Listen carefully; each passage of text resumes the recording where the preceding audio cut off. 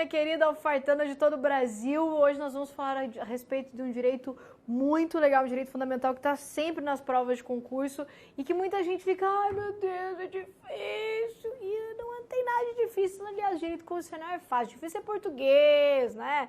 Difícil é matemática, aquilo lá é zoado. Aqui não, aqui as coisas fazem sentido, elas são lógicas. E por isso nós vamos desmistificar um pouquinho hoje o tema de direitos políticos. O que são os direitos políticos, como que eles funcionam, como eles acontecem, tudo isso nós vamos ver na nossa aula de hoje. Então vamos começar lá. Os direitos políticos, eles são direitos de participação. Isso é importante. Direitos de participação de quem, professora? Direitos de participação do cidadão na vida política do Estado. Então, nós, enquanto membros do povo brasileiro, para nós podermos dar opinião no Estado brasileiro, votando ou sendo votado, a gente precisa ter uma característica, que é ser cidadão. Por isso que o exercício de direitos políticos está relacionado ao conceito de cidadania.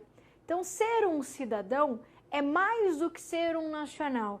É ser um nacional no exercício de direitos políticos, podendo participar de forma ativa ou passiva, como nós vamos ver, das decisões políticas tomadas pelo Estado. Tudo isso decorre da ideia de soberania popular, de quem manda aqui na história toda deve ser o povo, que o exerce esse seu poder soberano através do voto, nós vamos ver em quais circunstâncias também. Daí que o direito de soberania popular ele também decorre do nosso regime político. E o nosso regime político é um regime político democrático. Aliás, a nossa democracia é chamada de democracia semidireta. E aqui você deve relembrar lá. O que é uma democracia semidireta? A democracia semidireta é aquela em que o povo pode participar das decisões políticas do Estado, tanto de forma direta, através, por exemplo, do plebiscito, do referendo, da iniciativa popular, quanto de forma indireta, elegendo representantes políticos. No Estado brasileiro, nós temos tanto elementos da democracia direta, quanto elementos da democracia indireta. Por isso que o nosso modelo democrático é chamado de democracia semidireta. É essa a ideia aqui. Então, o direito político nada mais é do que o direito de um cidadão, veja que não é qualquer pessoa, não é qualquer brasileiro, é direito daquele que é cidadão poder participar das decisões políticas do Estado. Esse direito de participação, que é a base dos direitos políticos, nós chamamos isso de direito de sufrágio. Então, o que é o direito de sufrágio? Direito de sufrágio é o direito de participar das decisões políticas do Estado, ou votando em representantes, ou sendo eleito representante político, ou fazendo iniciativa popular, ou mesmo fazendo a ação popular, que também é exercício de democracia direta. Quer dizer, o direito de sufrágio, ele é um direito amplo, que caracteriza o direito da pessoa votar ou ela ser votada. Aí que existem dois tipos de sufrágio. Aqui é um aprofundamentinho que tem caído em algumas provas e por isso nós vamos abranger tudo que pode aparecer na hora da sua prova para você não ser surpreendido. Existem dois tipos de sufrágio. O sufrágio universal e o sufrágio restritivo.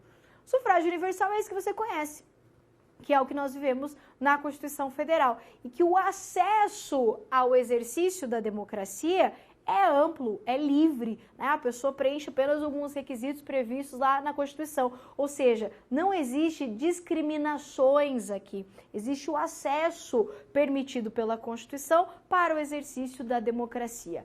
Agora, no sufrágio restritivo, pode ser impostas algumas condições pessoais discriminatórias. Por exemplo, no Brasil, nós já tivemos o chamado voto censitário, que a pessoa, para poder votar, ela tinha que, por exemplo, preencher alguns requisitos, como ter uma propriedade.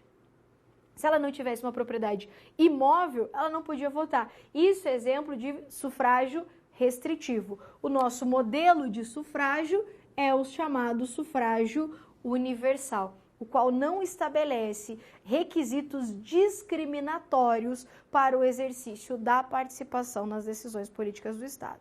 Então, o sufrágio o direito que envolve todo esse conceito de participação política. Nós exercemos esse direito de sufrágio através do voto. Então, eu posso afirmar que o direito de sufrágio, ele é exercido através do voto. Veja que eles não são a mesma coisa. Direito de sufrágio é o direito de você participar votando ou sendo votado. Agora, como que nós materializamos esse direito de sufrágio? Através do voto. Daí que o voto ele possui algumas características previstas na Constituição. Quais são as características do voto? O voto ele deve ser direto, secreto, universal, periódico, e ainda a Constituição fala que o voto no Brasil é obrigatório. Isso você já deve saber, né? Que todo mundo fala assim, é um saco, tem que votar porque é obrigatório no Brasil, devia ser facultativo, aquela história toda. A gente sabe que, em regra, o voto ainda no Brasil é obrigatório. Só que olha só, a Constituição, ela elevou esse direito ao voto de forma direta, secreta, universal e periódico à cláusula, vou pegar aqui, cláusula pétrea. Isso está lá no artigo 60, parágrafo 4º da Constituição Federal. Então, olha só, o voto enquanto direto, secreto, universal e periódico é cláusula pétrea. Então, ninguém pode fazer uma emenda constitucional, por exemplo, para abolir a característica do voto de secreto, né, de ser universal, mudar isso, não pode. Agora, o voto enquanto obrigatório não é cláusula pétrea.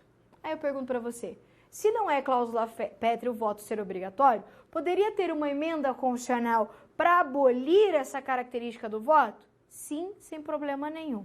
Então, como que você vai memorizar?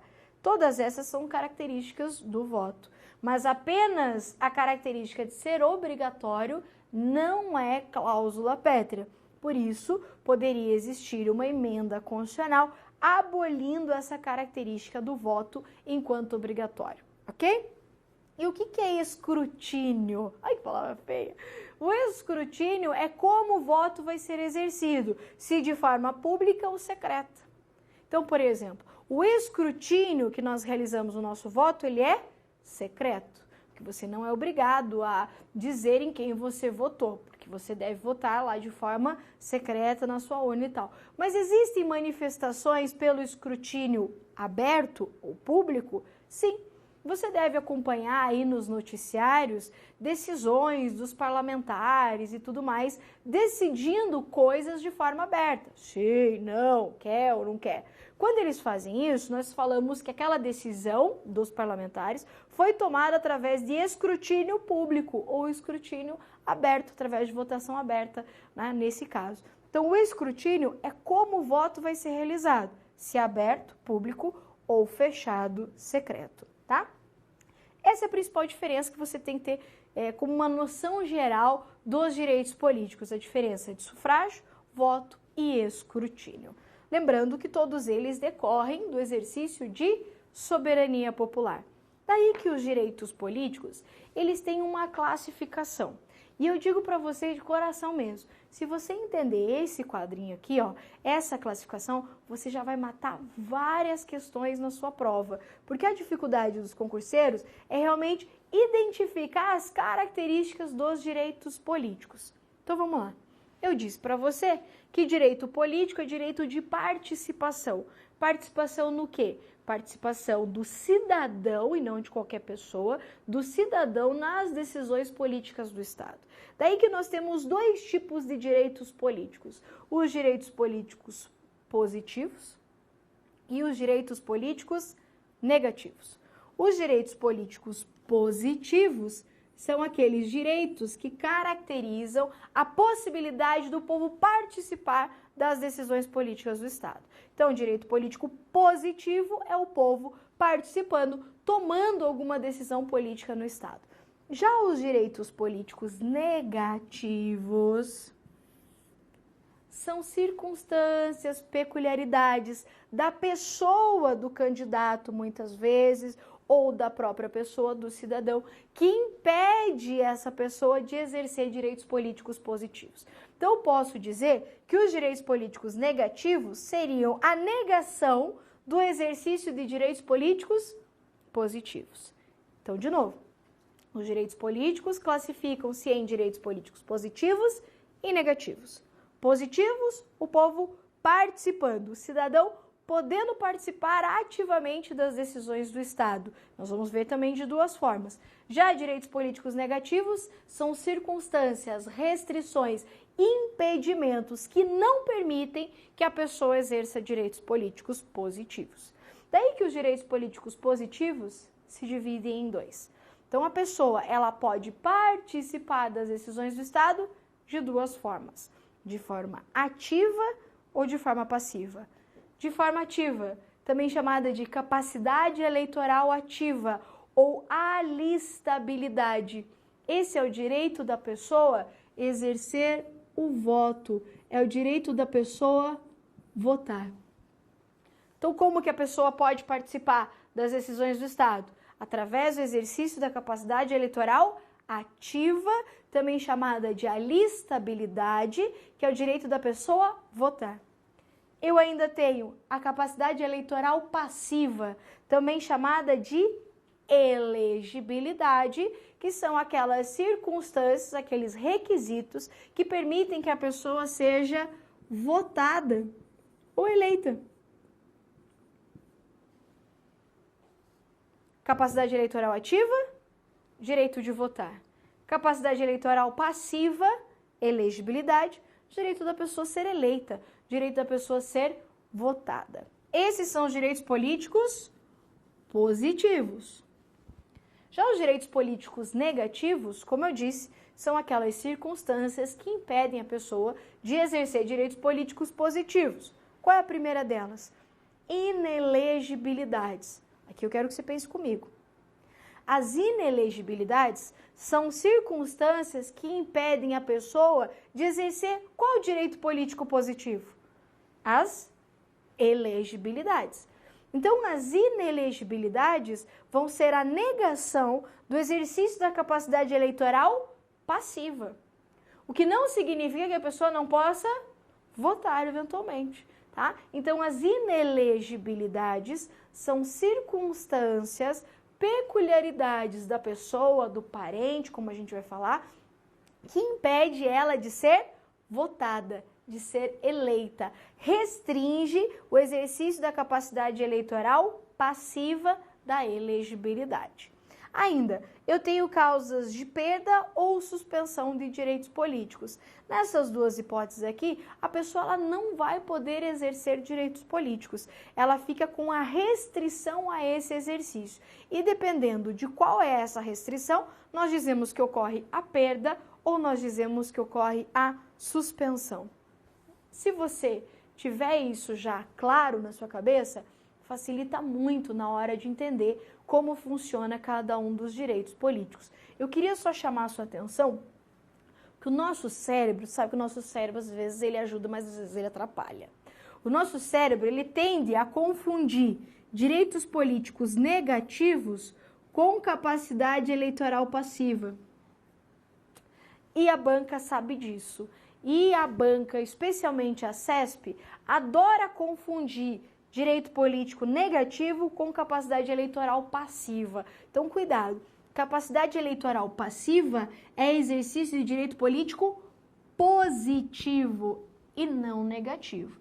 Você vai ver os exercícios, tenho certeza que você vai ver como a banca sacaneia essa parte aqui, ok? Grava esse quadrinho também no seu coração. E vamos falar a respeito da primeira modalidade, da primeira forma de direito político positivo, que é a capacidade eleitoral ativa, também chamada de alistabilidade.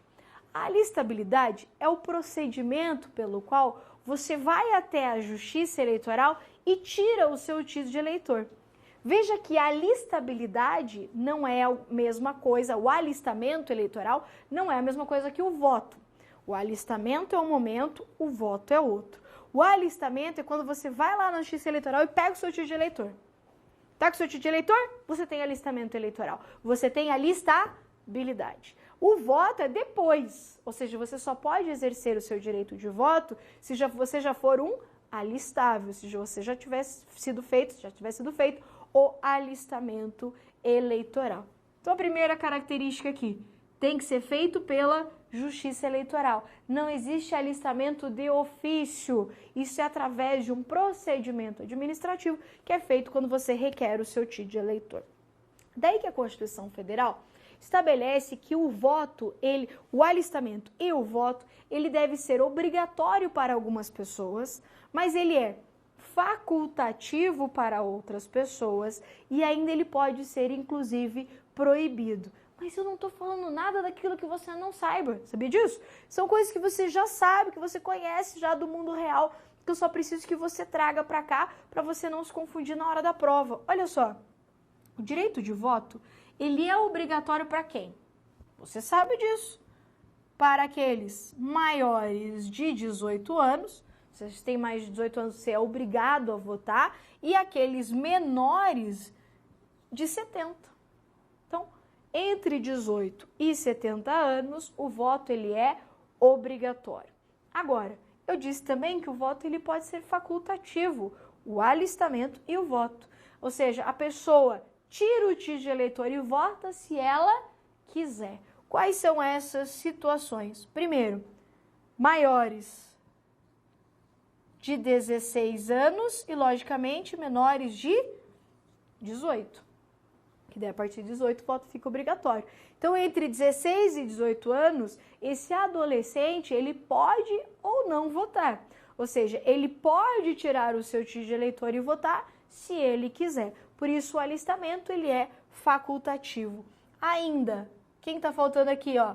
Maiores de 70 anos. Ah, né?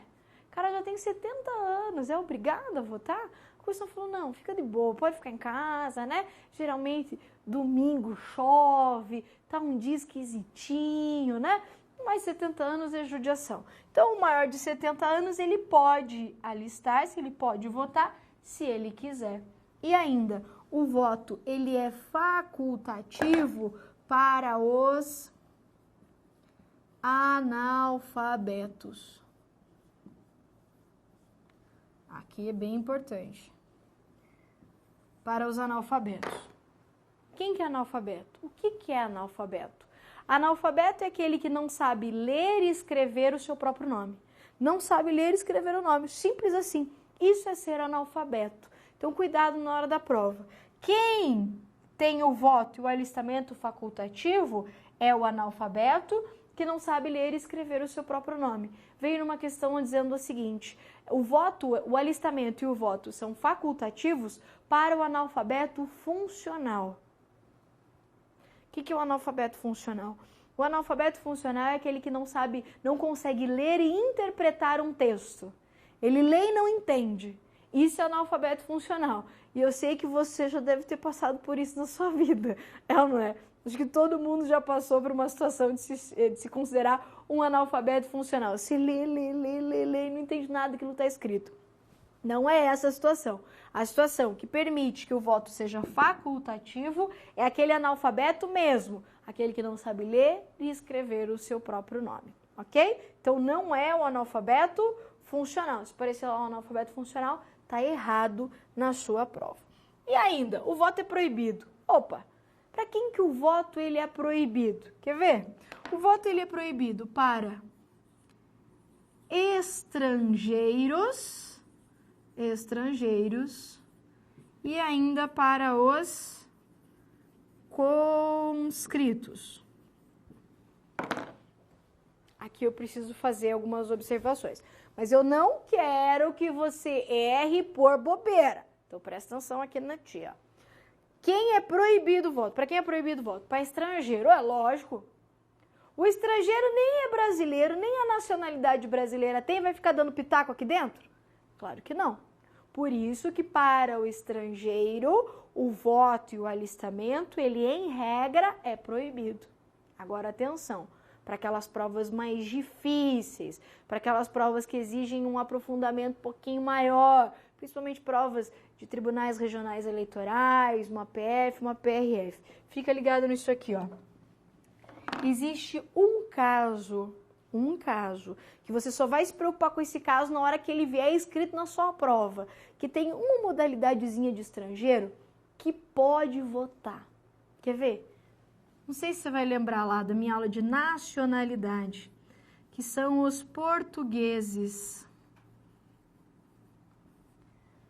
Você lembra daqueles portugueses que eles são equiparados aos mesmos direitos de brasileiros naturalizados? Que eles podem ter os mesmos direitos de brasileiros naturalizados? Lembra disso? Sim. Os brasileiros naturalizados, logicamente, eles podem votar. Então, é por isso que aos portugueses equiparados, aqueles com residência permanente no Brasil, e que se eles fizerem o alistamento eleitoral, eles vão poder votar. Só que como é que você vai responder isso em prova? E aqui eu quero que você olhe bem para mim, para você não errar a questão fácil de prova. Se cair na sua prova, é proibido o voto a estrangeiro? Tá certo, porque a regra da Constituição é que para estrangeiro o voto é proibido. Agora, se ele vier falando aos portugueses com residência no Brasil, que possuem os mesmos direitos de brasileiros naturalizados, é possível que se assegure a capacidade eleitoral ativa, ou seja, que se assegure o direito à alistabilidade eleitoral. Aí tá certo. Mas veja que você só vai responder essa questão a hora que ele falar do português. Se a questão falar de uma forma genérica, o estrangeiro é proibido a capacidade eleitoral ativa, tá certo, você não vai ficar pirando. Você não vai lembrar do português. Você só vai lembrar do português a hora que a questão falar do português. Combinado dessa forma? Não quero que você erre questão fácil por saber demais, né? A gente não pode correr esse risco aqui. Então eu quero que você faça esse compromisso comigo. O voto é proibido para estrangeiros, ponto final. Agora, se ele falar do português equiparado, opa, o português equiparado tem um tratamento diferenciado, ele é uma exceção, ele é diferente. Para o português equiparado é assegurada a capacidade eleitoral ativa. Combinado? Maravilha.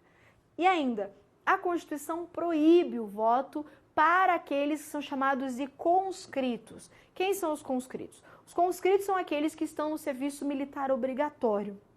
Então, aqueles que estiverem no serviço militar obrigatório, chamados conscritos, o voto ele é proibido. Então, o conscrito, o voto ele é proibido. Lembrando que o conscrito, ele é um militar. Só que ele é um militar no serviço militar obrigatório. Não são todos os militares que são conscritos. Então, os conscritos são um grupo mínimo dos militares. Então, os que não podem votar, os que estão proibidos, são apenas os conscritos e não os militares. Essa é a capacidade eleitoral ativa. Agora vamos para o próximo quadro e falar da capacidade eleitoral passiva. Vamos lá. Falando ainda de direitos políticos positivos, nós falamos a respeito da capacidade eleitoral passiva, também chamada de elegibilidade. E são aqueles requisitos estabelecidos pela Constituição para que a pessoa possa ser eleita, para que ela possa ser votada. Então, capacidade eleitoral passiva são os requisitos para que a pessoa possa ser eleita. Por isso, requisitos de elegibilidade. Quais são os requisitos estabelecidos pela Constituição? Fácil. Nacionalidade brasileira, evidente, porque para poder exercer direitos de cidadania tem que ser antes um nacional. Pleno exercício dos direitos políticos, alistamento eleitoral. O que é o alistamento eleitoral? Acabamos de ver, que é o procedimento pelo qual a pessoa tira o seu título de eleitor. Então, o alistamento eleitoral é a pessoa poder exercer a capacidade eleitoral ativa, é a pessoa poder votar. Isso significa que para a pessoa poder ser eleita, é requisito de elegibilidade a alistabilidade. É assim que vem na sua prova. Que um dos requisitos de elegibilidade é que a pessoa tenha o alistamento eleitoral. Domicílio eleitoral, que é a pessoa ter o seu registro junto à Justiça Eleitoral na circunscrição onde ele pretende se lançar candidato. E ainda a filiação partidária, estar filiado a um partido político para ser candidato. Agora, o que mais cai em prova não são nem esses requisitos, viu? Esses requisitos aqui é fácil, você até consegue deduzir. Nacionalidade, pleno exercício de direitos políticos, domicílio, filiação. A questão que mais cai em prova é a questão da idade mínima.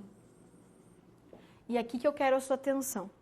A Constituição Federal falou o seguinte, olha, para a realização de alguns cargos, de cargos políticos, a pessoa tem que ter uma certa idade para fazer isso, né? Não é qualquer idade aí que a pessoa vai exercer cargos de importância nacional, estadual, municipal. Daí a Constituição separou 4 idades, que na minha opinião são idades marcantes na vida das pessoas. Quais são essas idades? 18, 21, 30 e 35 anos.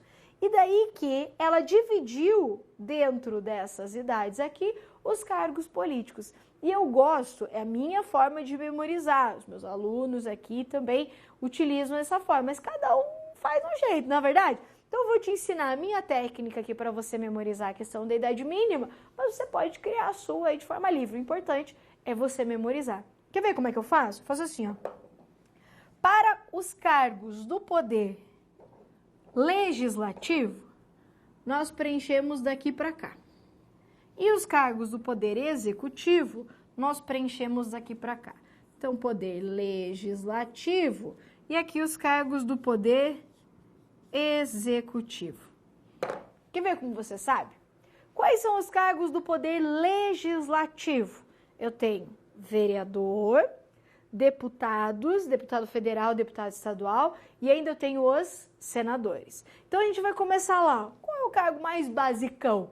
O cargo de vereador. Então, 18 anos a Constituição escolheu para o cargo de vereador. 21 anos para o cargo de deputados. E aqui, atenção, é tanto deputados federais quanto deputados estaduais. Então, deputado federal ou deputado estadual, não tem problema, um ou outro, a idade será de 21 anos. E ainda quem está faltando? Senador. Só que senador é tipo mais chururu, né? Tipo, senador. Aí, senador, a Constituição escolheu 35 anos para o cargo de senador. Então, você vem aqui, ó, de baixo, 18, 21, pula 30 e 35 para o cargo de senador, que é o cara que representa os estados e tudo mais. Ele é um cargo um pouquinho mais pomposo, daí a Constituição escolheu 35. Cargos do Poder Executivo, prefeitos, governadores e presidente da República. Aí aqui é uma escadinha, quer ver, ó? Presidente da República, governadores e prefeitos. Olha que moleza. Não fica fácil assim? Não fica fácil? Fica muito fácil. E ainda para dizer que eu não falei, a Constituição coloca nos 21 anos o cargo de juiz de paz. Juiz de paz. Não é muito cobrado, mas às vezes cai em prova lá o juiz de paz. Essas são as idades mínimas para os cargos políticos. É extremamente importante que você memorize. Então, quais são as idades? 18, 21, 30 e 35 anos. Esse tema, ele gosta muito de ser abordado juntamente com nacionalidade, que você já viu aí comigo. Nacionalidade, se tem que ser brasileiro nato ou brasileiro naturalizado para exercer esses cargos, qual a idade deles e tudo mais. Isso gosta de aparecer em prova. Lembrando que desses cargos aqui, ó, o único que é privativo de brasileiro nato é quem? Presidente da República. Os outros cargos não são privativos de brasileiros natos. Então, governador, prefeito, senador, deputado, vereador, eles podem ser brasileiros naturalizados. Maravilha? Maravilha. Agora vamos fazer alguns exercícios a respeito disso. Aqui fica bem legal para você ver como que isso cai na sua prova. Então vamos lá para a primeira questão. A capacidade eleitoral ativa consiste na possibilidade de se tornar candidato a cargo eletivo e se traduz no direito de ser votado. A capacidade eleitoral ativa é o direito de votar. A capacidade que traduz o direito de ser votado é a capacidade eleitoral passiva e não a capacidade eleitoral ativa. Por isso, errada a alternativa. Vamos para a próxima, então. Os direitos políticos são titularizados e livremente exercidos por todos os brasileiros e garantem a participação na vida política e a influência nas decisões públicas. que você acha? Ou vontade de dizer certa, né? Mas não tá certo, tá errado. Por quê? Porque os direitos políticos não são titularizados e livremente exercidos por todos os brasileiros. Porque quem pode exercer direitos políticos é apenas o cidadão. Não são todos os brasileiros. Daí o erro dessa questão. Mas é uma questão que dá vontade de dizer certa, né? Ela tá tão bonitinha, tão redigida, engraçadinha, mas tá errado. Fica ligado. Não são todos os brasileiros que têm esse direito. Sim, aqueles que são cidadãos. A próxima. Não são alistáveis como eleitores nem os estrangeiros, nem os militares. Olha só. Que não é alistável como eleitor é aquele que o voto que o alistamento é proibido. Então, não é alistável aquele que o alistamento é proibido. Quem que a gente viu que não é alistável? Os conscritos e os estrangeiros. O que ele está dizendo ali? Que seriam os estrangeiros e os militares. E eu falei isso na hora da explicação. Militar, ele é alistável sim. Apenas os militares conscritos que não são elegíveis. Então, falou o militar tá errado. Porque o militar é sim alistável. Inclusive, o militar é elegível. Agora, o que não é alistável é aquele grupo de militares chamados conscritos. Então, o errado ali estaria dizendo nem os militares, quando deveria estar dizendo nem os conscritos. Daí o erro dessa alternativa. E por fim, olha o que diz lá. Os direitos políticos passivos consagram as normas que impedem a participação no processo político eleitoral. São os direitos políticos passivos que impedem que a pessoa participe do processo eleitoral? São os direitos políticos negativos. Lembra que eu falei que a banca gosta de misturar o passivo com o negativo? Daí o erro da alternativa. Então, os direitos políticos que caracterizam, que consagram normas que impedem a participação no processo político eleitoral são os direitos políticos negativos e não os passivos. Porque a gente viu que os direitos políticos passivos, a capacidade eleitoral passiva, permite a participação no processo eleitoral através da pessoa se candidatando a um cargo político. Tranquilo isso? Então, cuidado aí com as palavras, que a dificuldade de direitos políticos é exatamente essa linguagem diferente, elegibilidade, estabilidade, conscrito, tal, que pode gerar um pouquinho de dúvida. Mas você vai ver que à medida que você for estudando, assistindo às aulas, você vai se familiarizando com esse vocabulário e tudo fica bem mais fácil. Tranquilo? Bom, era isso que nós tínhamos para a nossa aula de hoje. Eu espero que você tenha gostado. Um forte abraço e até a próxima.